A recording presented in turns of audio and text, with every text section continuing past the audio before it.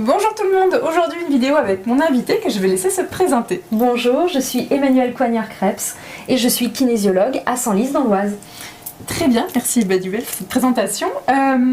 Qu'est-ce que le test musculaire? On en a déjà parlé sur 2 vidéos, Ouais. Maintenant il est temps d'en parler. Oui, alors le test musculaire, c'est l'outil principal du kinésiologue. D'accord. C'est vraiment ce qu'on va utiliser en permanence pour interroger le corps. En fait, Ok. c'est ce qui nous permet d'entrer en contact et en dialogue avec le corps de la personne Ok, et d'avoir toutes les informations qu'on a besoin d'avoir. ok. Alors concrètement, ça se passe comment? Alors concrètement, en fait, on va exercer ça peut se faire sur n'importe quel muscle du corps à peu Ok. près. Enfin, pas tous les muscles évidemment, mais La pommette si. non, pas la pommette.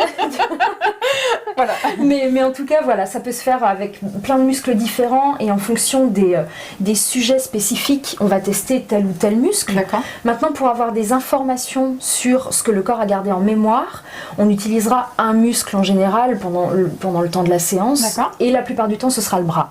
Ok. Donc l'idée, c'est de tester la zone de verrouillage ou de déverrouillage du muscle. Donc en Ok. gros, est-ce que le muscle tient ou ne tient pas en fonction de l'information donnée. D'accord. Si le muscle tient, c'est qu'apparemment, on n'est pas face à une information stressante pour le corps. Ok. Si le muscle ne tient pas et déverrouille, c'est qu'apparemment, on est face à une information qui représente un stress pour le corps. D'accord, comme une fragilité, comme si on n'était pas suffisamment fort pour tenir l'information Alors au en niveau fait, du corps. ça signifie vraiment que le corps a gardé cette information-là en mémoire comme étant un stress. En fait, réellement, c'est pas vraiment en rapport avec la force musculaire, c'est vraiment en rapport avec la manière dont le corps a gardé en mémoire ce qui s'est passé. Oui, la force de l'être, c'est ça que je voulais dire, c'est que on est ok avec l'information, notre corps n'a pas mémorisé quelque chose de, comme tu dis, de stressant, de C'est dangereux. ça, en fait le cerveau est- envoie comme information ça c'est ok ou ça c'est pas ok. D'accord, ok. Voilà.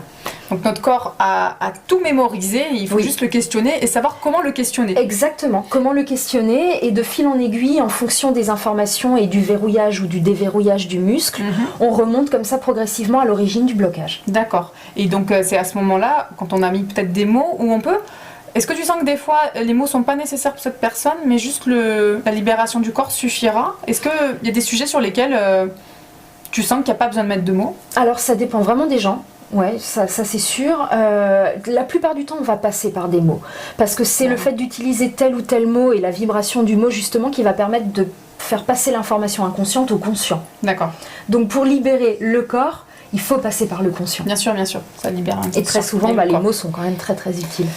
Ils ont leur importance, Ouais. en effet. Très bien. Merci beaucoup Emmanuelle d'avoir répondu à mes questions. Merci à toi. Merci à vous de nous avoir écoutés. On vous dit à très vite. Au revoir.